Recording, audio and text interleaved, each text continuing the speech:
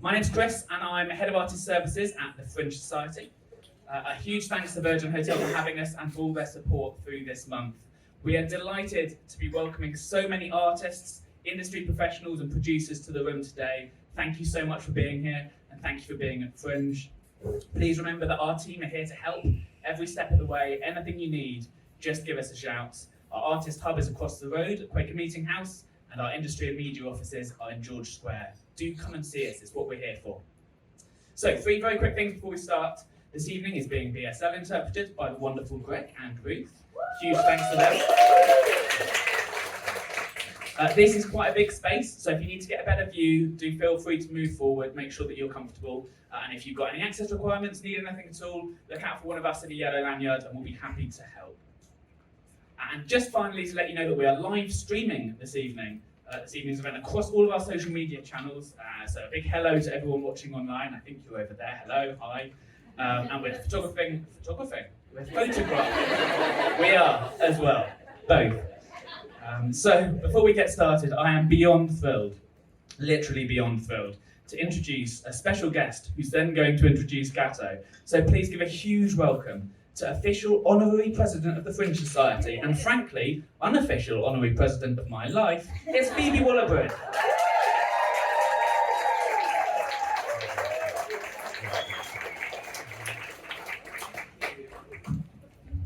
Hey guys, it's exciting. Hello, welcome to the Edinburgh Fringe Artist Address, this year delivered by the phenomenal Gateau Chocolat. It's such an honour to be introducing him, I can't tell you, I'm so excited. This is a special welcome to the artists in the room and to everyone watching on live stream. This festival is about you. It's about your work and your moment. And by bringing your work to the Fringe, you are already part of a cultural movement. Because what happens at this festival has a huge impact on the arts around the world and beyond. Telling you guys, it's huge out there. Each year, a theme, an insight, or a battle cry for some sort of revolution always emerges. And I cannot wait to discover what yours is this year. Thank you for facing all you had to face and for doing all the work you did to get here. I hope you have a momentous time. And talking of revolutionary, Gateau's career was forged here at the Fringe. He's performed as part of Olivier Award-winning Le Clique, has toured his shows from Edinburgh to Perth, Adelaide and Philly Fringe festivals. In 2018, Gateau performed 3 shows a day with Ducky Icons and as part of Johnny Woo's All-Star Brexit Cabaret. That same year, he won the Total Theatre Award for significant contribution to theatre. I mean, what? He is one of the only performers in Britain with a significant and concurrent profile in drag, cabaret, opera, musical theatre, children's theatre, and live art. He is a literal festival of talent in himself. It is my absolute honour and privilege to welcome to the stage the Gateau Chocolat.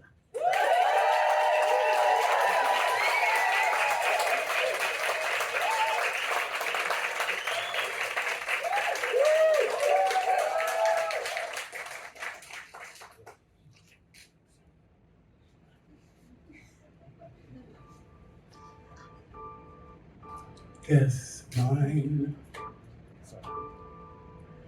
Guess mine is not the first heart broken. My eyes, and not the first to cry.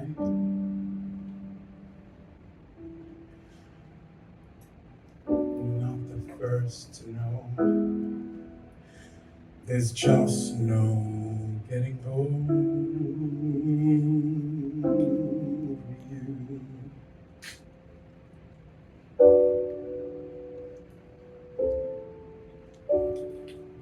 They say that I am the fool who's willing to sit around and wait for you. Baby, can't you see there's nothing left for me to do. Hopelessly devoted to you.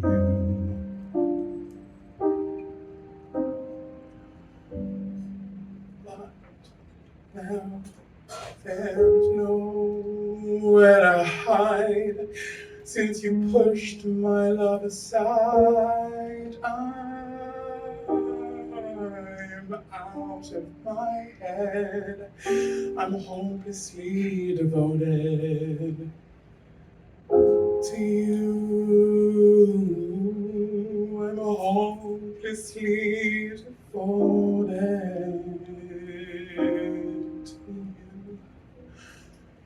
to you. To you, hopelessly devoted.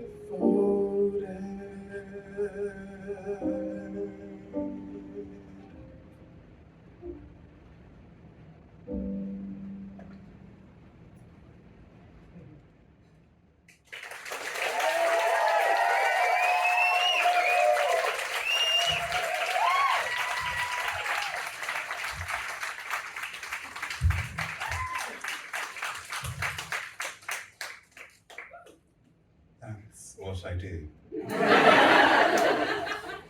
I have a law degree.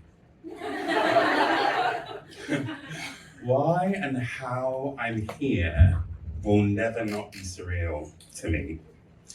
Being of dual heritage, Nigerian-British or British-Nigerian, whichever exoticizes me enough for you, a law degree was the path. One I took for 3 years at Sussex University.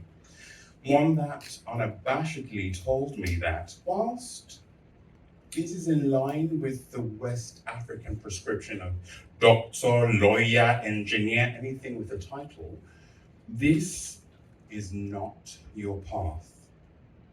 Sure, you thought you were good on the debate team, but was that the debating or the theatricality?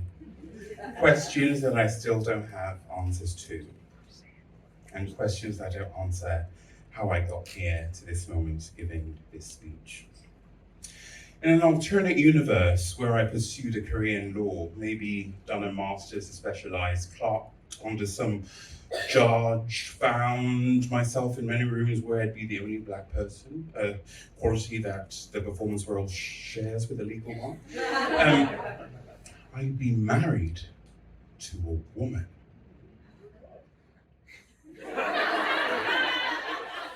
Would I have chosen that drag? To be married with 2 kids, a London pad and a by-the-sea loft mansion in Whitstable? Yes, Whitstable. I don't know the answer to that, but thank fuck I'm here. Several things knocked me off that course. First, during Sussex University in Brighton, Thursday nights were sacred. Dynamite Boogaloo, a club night at the joint. You had to wear your clubbing shoes because it got dank in that basement. Everything sweated. People, the walls, your clubbing shoes. People still smoked inside. Boogaloo, she would rock your life with Destiny's Child, Lose My Breath, and then blend seamlessly into Khalees's Milkshake. And you're like, give me a fucking break, I'm out of breath. And you go, the breathlessness is precisely the point. At 12:30, Boogaloo Stew would take to the stage with Dolly Rocket. And they would do a little cabaret, sing a couple of songs, and then do some game shows. A game show like Kiss the Chicken.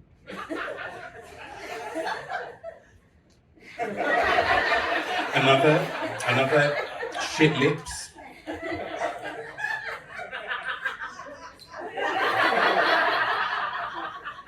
Long story. A wonderful one, but for another time. Now, Boogs, Dolly, Dynamite Sal, Marianne on the door, and Dev, the club manager, who no one could or would fuck with, were my gateway to a world I didn't know existed, but I knew I belonged to. You know, like the first time you watch Xanadu.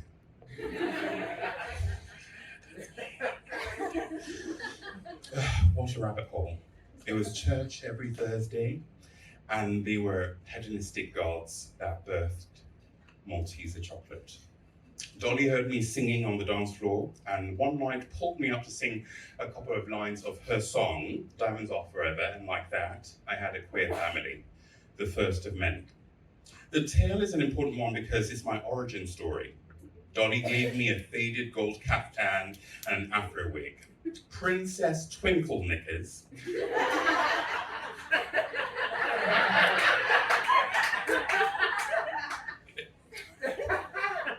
This isn't it. That's it.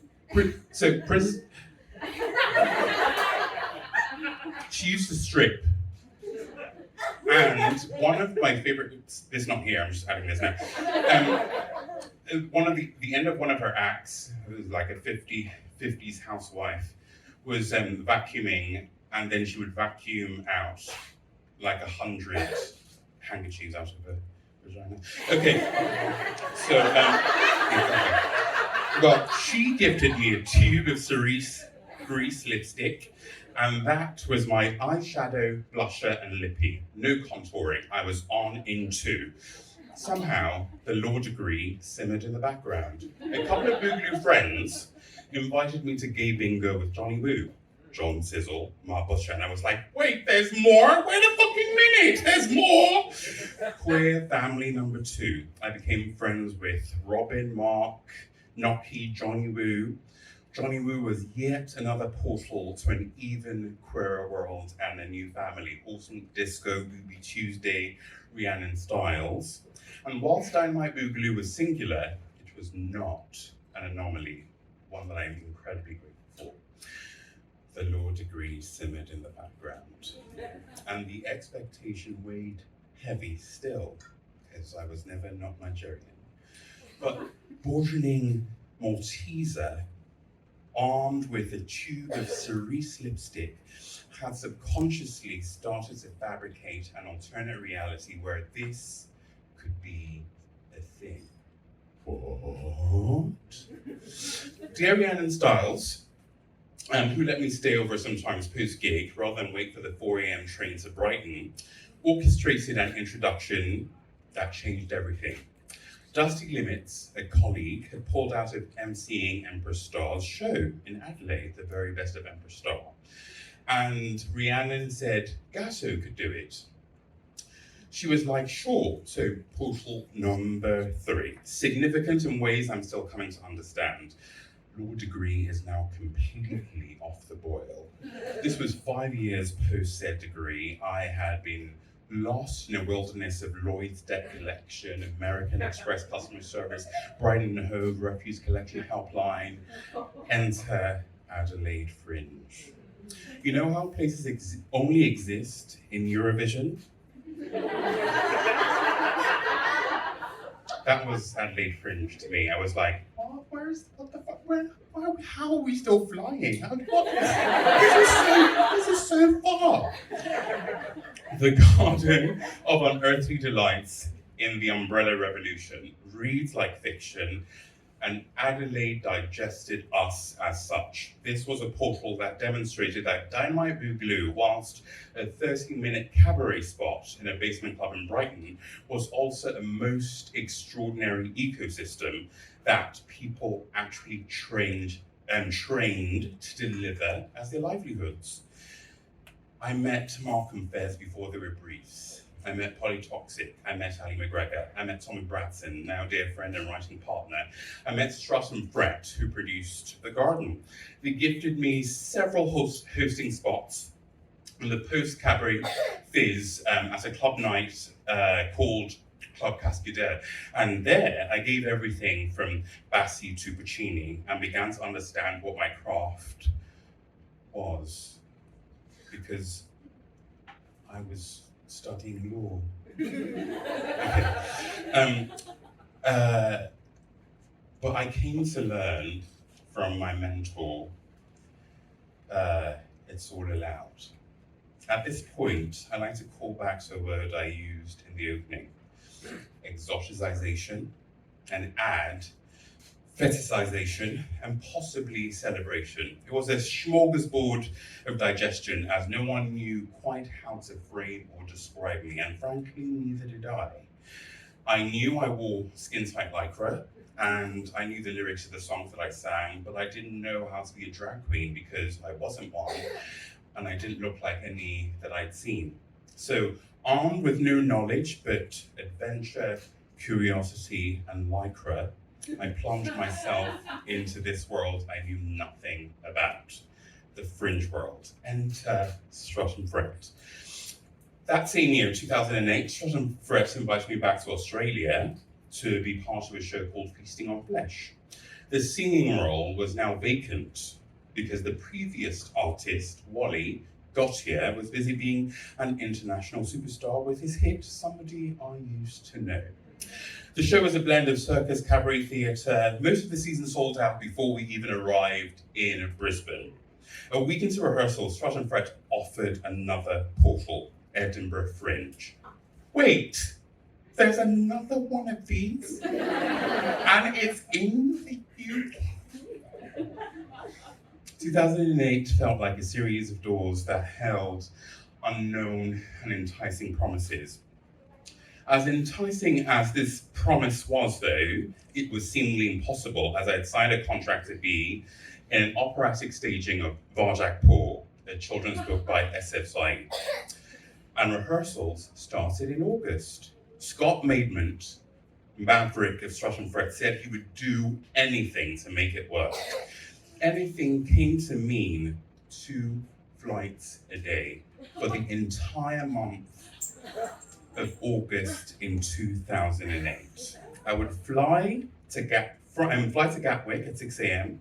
for a 10 a.m. to 6 p.m. rehearsal at Sherwood Space, dash to Heathrow or Gatwick for my flight to Edinburgh, be met at the airport by Natalie with my makeup bag and costume. I graduated a little bit from the cerise lipstick, which I shouldn't have because this was the moment to use it. This was my introduction to Edinburgh Fringe. The first portal in my series of portals that came with circumstances that never allowed me to fully ensconce myself in the magic that this place offers. It would be another 3 years before I returned. In that time, I watched, I sponged, I interrogated, I denied, I explored. In 2008, I went by myself to see Alan McGregor's Midnight Lullabies, which gave me the permission and license to unashamedly embrace operatic repertoire. I was literally transformed by Paul Capsis, an outrageous talent that's really very rude because you can't go on before him or after because he eclipses everything. At uni, I went and saw a show that I thought was drag, but I knew wasn't. I remember the poster being a face of googly eyes, Taylor Mack.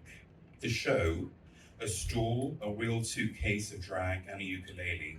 I saw Johnny Woo, International Woman of Mystery.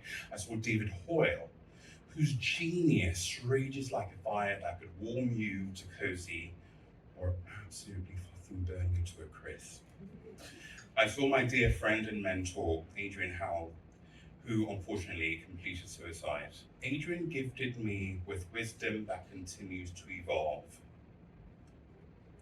The art of wearing makeup only to reveal the person behind it. His drag was of such humanity that it compelled me to be authentic about and with mine. By this point, I joined a clique and was also sponging up wisdoms from artists like Ursula Martinez and Frodo, sometimes watching, sometimes listening, sometimes asking. Frodo said, "Give them a flavor of the entire piece in the first 15 minutes of your show," words that I took to heart. But these are but a few totems that led me back to Strut and Fret in 2010 to say, I think I'm ready to do a solo show, and would they produce it? They said yes. Within a week of opening the show in 2011 in Adelaide, Scott said we're taking it to Edinburgh. We did. Sometimes the planets align, and even though you don't know where you're fucking going, you turn up for an overnight coach at London Victoria with your friend and director Ed with 4 suitcases of drag to debut at the world's largest performance arts festival. You take everything with you: Nigeria, England, homosexuality, Christianity, friendships, wisdoms, lycra, hope, law degree, fuck off. And pieces you mightn't even have considered because they aren't separate to you. Society tells you that they are. Your blackness, your fatness, your queerness, your femness, all the ingredients that conspire to deliver your identity at that time. And unbeknownst to me, on like 2008, I signed up and signed into quite an extraordinary roller coaster. When you're not performing your show, you're selling it. When you're not selling it, you're doing PR. When you're not doing PR, you're rehearsing and adjusting to the conversation with the audience, all in a permanent state of dampness. It's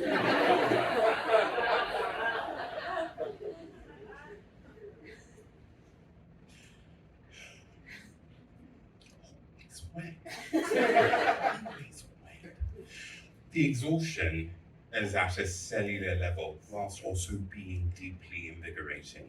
You're on a constant high which amplifies the lows, however brief they are. It was 2011, I was 29, and because we don't have the privilege of both watching and living an experience, I didn't know my life was changing. It was pre-mainstream drag, so I don't know what they were expecting, but whatever it was, I wasn't. And it was magic. I absolutely relish subverting expectation. This was present in the show, but even more in guest spots. Porn section, macho as fuck. I walk in, I finish a show, I'm wearing a black kimono, face full of makeup, to rehearse Nothing Compares to You. They're all non-committal because they're lads and, nothing matters. And like we've heard it all before, we've done it all before, it's drag.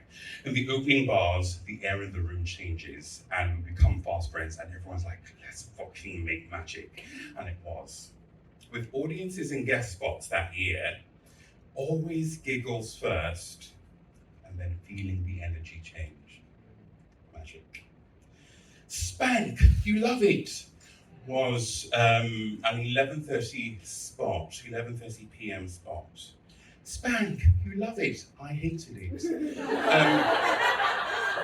I was like, to PR, why the fuck have you booked me for this? Thinking on it now, it's because I defied classification, so they threw me into anything and everything. Comedy, talk shows, best of the best. I walked on stage for Spank. Evening Spank. They scream, you love it, and I say, I don't actually, this is too fucking late and I've already had a Xanax. And they all laugh thinking it's part of the routine. And I'm like, oh, look, just play the song. Just play the song. They're raucous. My calling card that festival was Nothing Compares to You. The raucousness gradually melted away, and again, the energy in the room changed.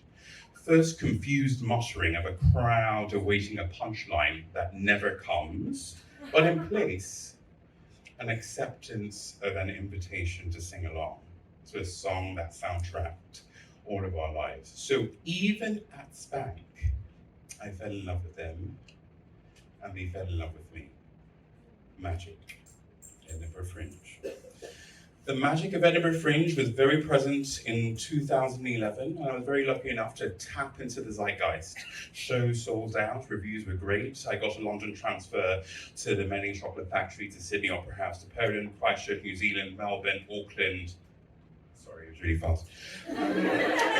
It set me on a course that introduced me to Basement Jaxx and had me performing with them, with the Metropole Orchestra at Barbican. It's how T-Mobile found me, and I was part of it. Flash mob, it literally changed my life, but I didn't know, because you just turn up and you just do all these things.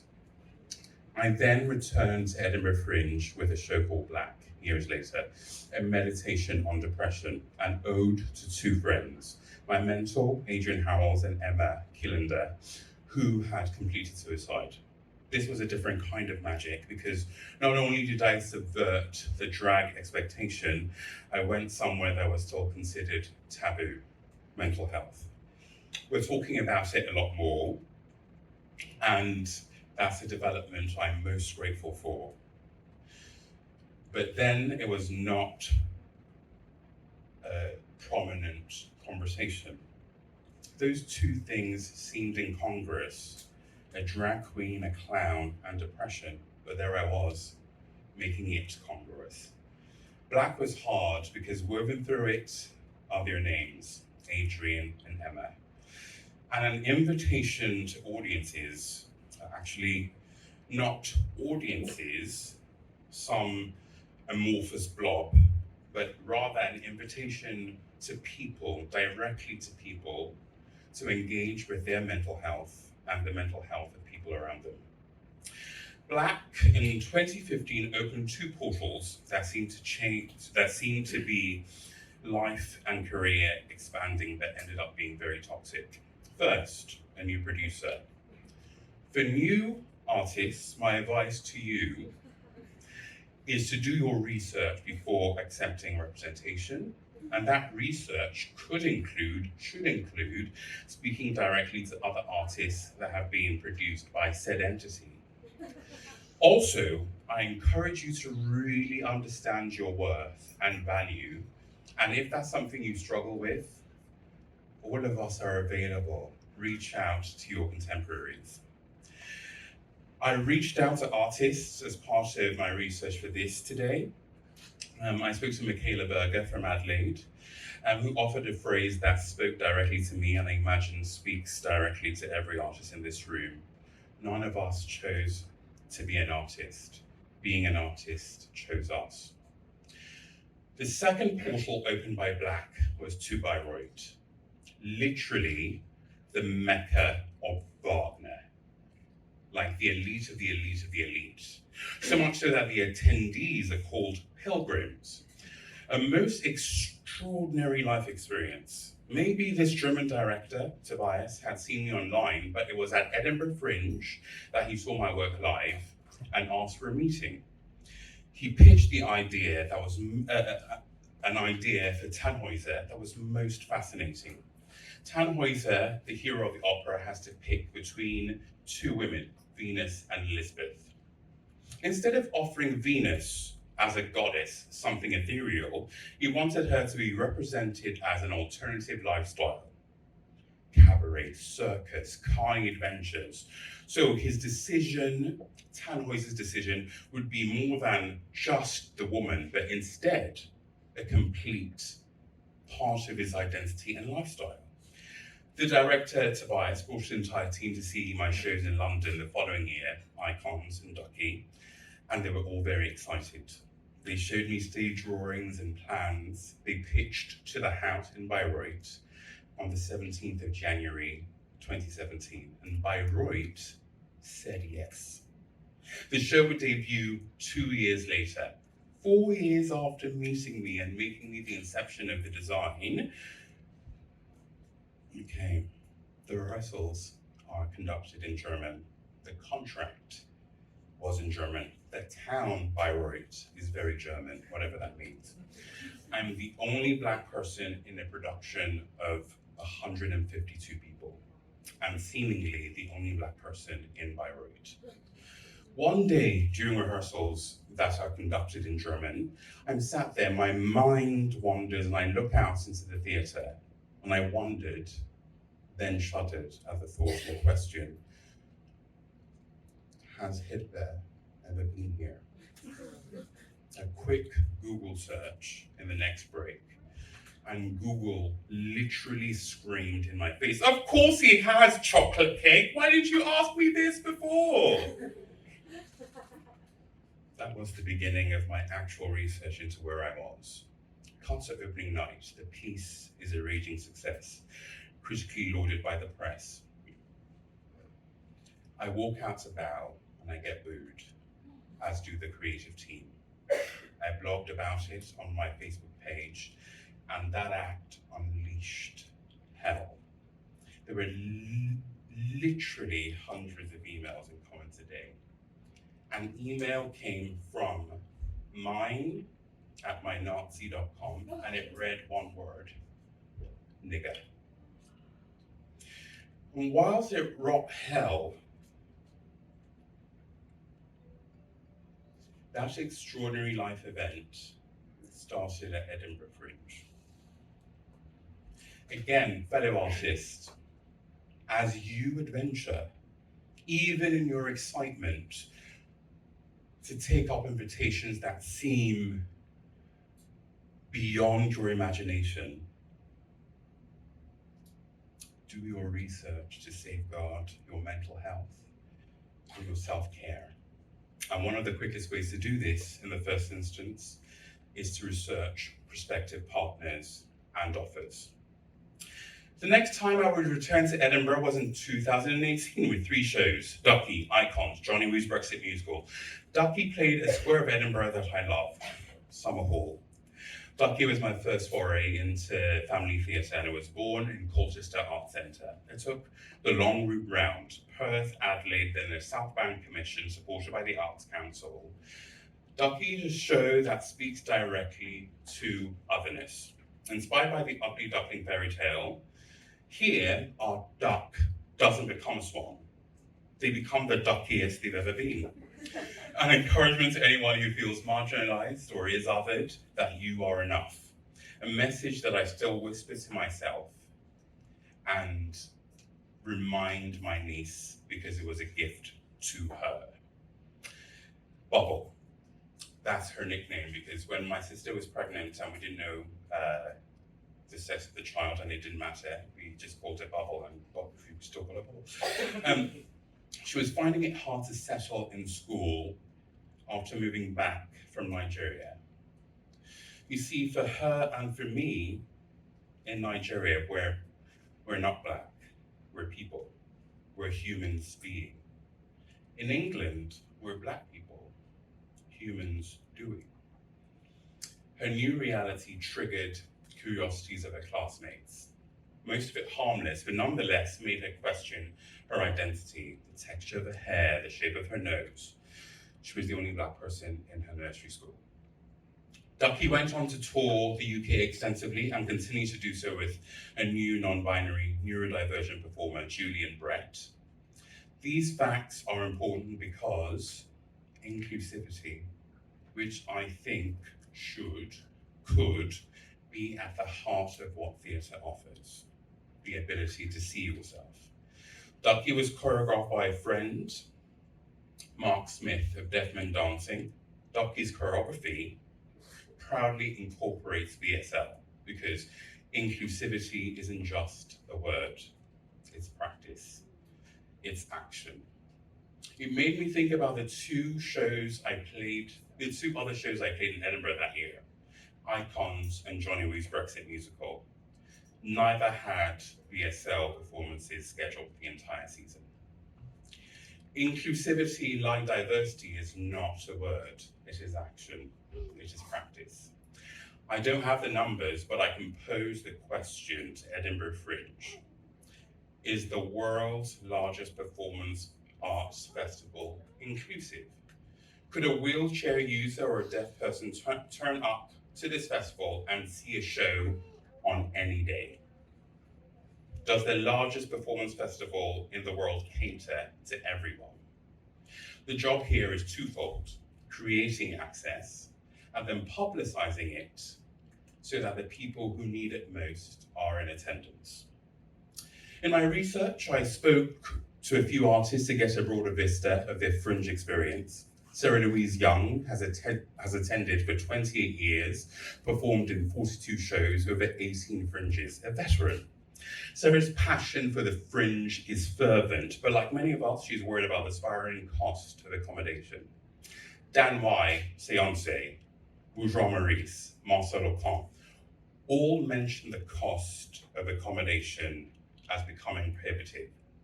While Sarah's not performing this year, she's attending with 2 shows that she's directed, and she said the budgets for one of the shows included a 3-bedroom house rented at £5,000 for the month.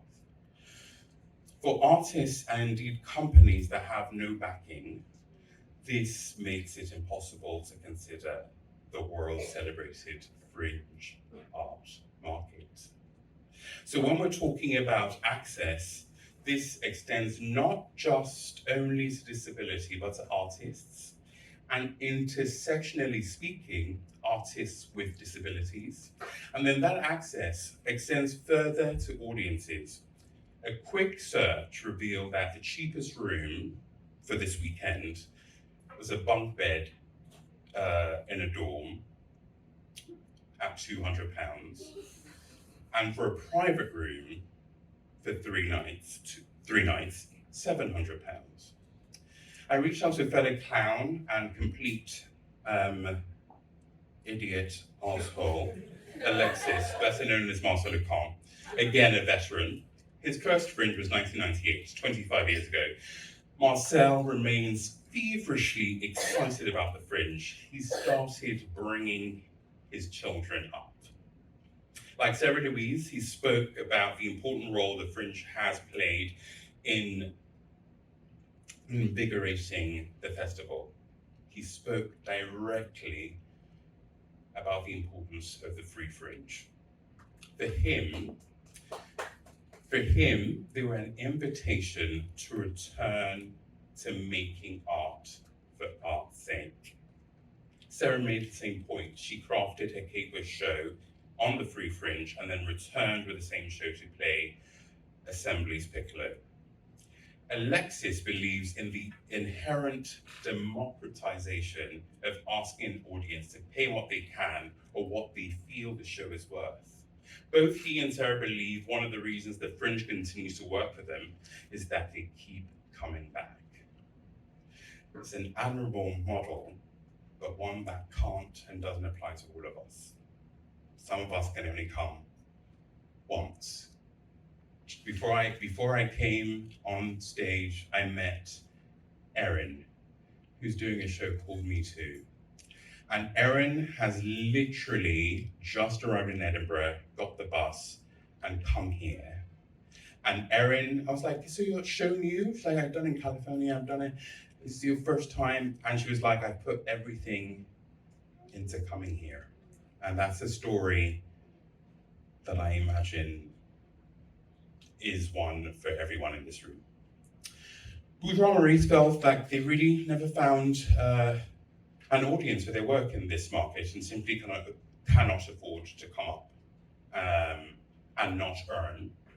Dan Wise, Fiancé, feels his return was marred post-COVID.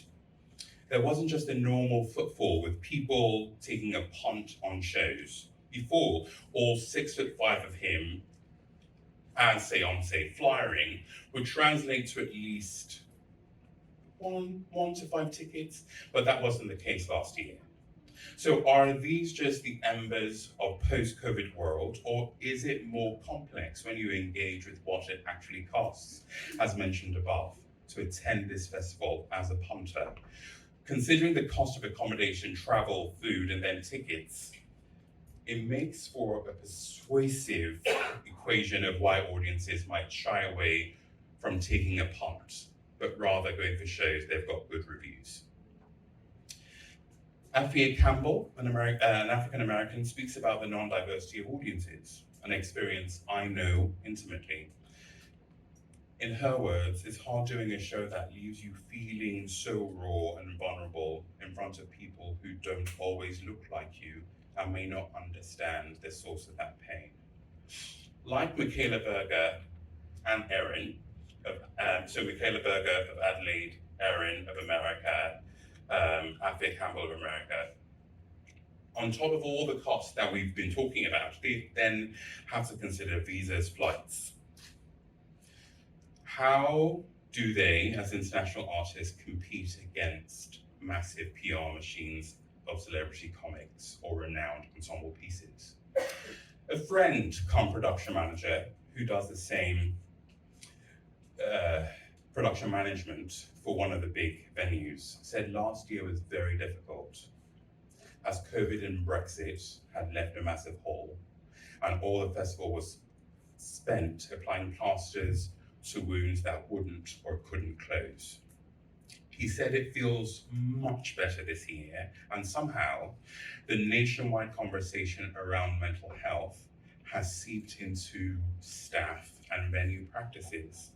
So he feels, having done it for over 10 years, he feels that this is the healthiest it's ever been, which was a joy to hear and very important, because I think wounds you can see and mental health you can ignore, but we shouldn't. There was a moment the world stopped. COVID, lockdown. In that time, there was some rebalancing. People came to understand how all our lives are enhanced by art. The minutiae that you thought or you might normally ignore. Font choice, music, radio, Zoom plays, Netflix. The Arts Council suspended all applications to create a wider support net for a lot of people who fell through the cracks of government support. When lockdown started looming as a reality, I was in Melbourne making a show with Adrian Truscott, one part of the Valval sisters and winner of the coveted Foster's Comedy Award and Malcolm Hardy Award for comic originality. I give this level of detail for Adrian because it speaks to a model that the veterans mention, the free Fringe. Adrian took a crowd-funded show to Bob's Bookshop in 2013. Anyway, back to Melbourne. Adrian caught a flight back to America sooner than I got a flight back to the UK. In that time, the silence was deafening, literally and metaphorically. Not only had we stopped making grey arias, I wondered what else was going to be cancelled, how long is this going to last, how are we going to survive this? By the third day, in a Bailey's haze, I did a live stream from the very small bathroom in Melbourne. And my producer set up a PayPal during the live stream and kept asking people to donate and telling me to tell people to donate. And it was an absolute pig's breakfast of utter chaos, and it was marvelous. I loved it. I woke up the next day to just over £2,000 in the PayPal account. My immediate impulse was to create a bursary of £50 for people like myself who were in need of support. NHS workers and artists at the front of the line. DM me, no questions asked. Some that took the bursary actually returned it 6 months later, saying that I should pay it forward.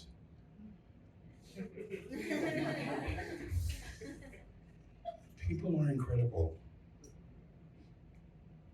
Anyway, the point I'm trying to make was that there was a window where everyone depended on some form of art for our collective sanity, entertainment, distraction, amusement.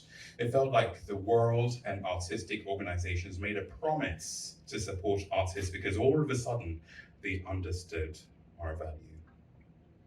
I didn't make this comparison, but I crave your indulgence. We stood on our doorsteps and celebrated the NHS for being on the front line. Today, many of our nurses have to use food banks. Because here's the thing, applause doesn't top up bank accounts. It's the same government that lauded them as heroes that had forgotten the Herculean efforts to keep us safe. And they had to strike for the 5% increase they eventually got. The same thing applies to art and artists. Our elasticity doesn't mean we can't break. I urge the Fringe, the council, the audiences, producers, and fellow artists to remember the value they prescribe to our offerings when the world stopped. We are still those people. Who does the phrase largest performance arts festival in the world actually serve? How can we all learn to prioritize performers and their art that make that phrase true? Has the Fringe gotten too big? And if the answer to that question is yes, what is to be done about it and who is going to be doing the doing? I don't have the answers, but I can promise to be part of the solution. there is magic here. I haven't found it at every Fringe I've attended, but I found it several times. You can and will be in conversation with your audiences. My hope for artists present and all the artists at this festival is that you indeed find audiences. And as with the message of Ducky, you are enough. And the experiences that you've had that led you to this very moment, hello Erin, believe in them. Lean into telling your stories as authentically as you can versus seeking validation from audience numbers, audience responses, and reviews. If you succeed at doing that, tell me how, because at 41, I still don't know. There is no greater agony than bearing an untold story inside of you. Words by Maya Angelou. Facilitators of storytellers, my plea to you is please don't take advantage of our reality as aptly captured by Miss Angelou's words. What we do is who we are. Thank you for your time. With gratitude for that time and this platform, I'd like to indulge and ask for the permission to offer my calling card of 2011 as an ode to this festival, but more importantly, as a tribute to an artist that's no longer with us, Ms. Sinead O'Connor.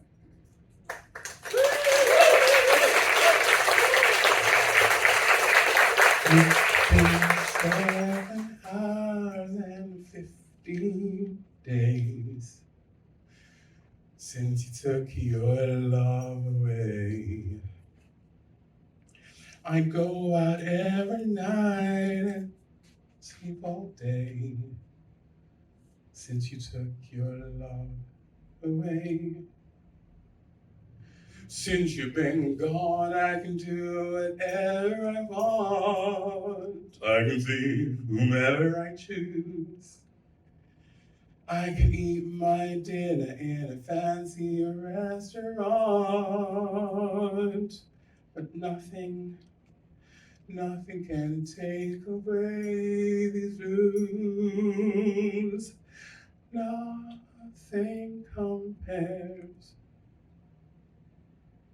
Nothing compares to you. I've been Gateau Chocolat. Thank you so much.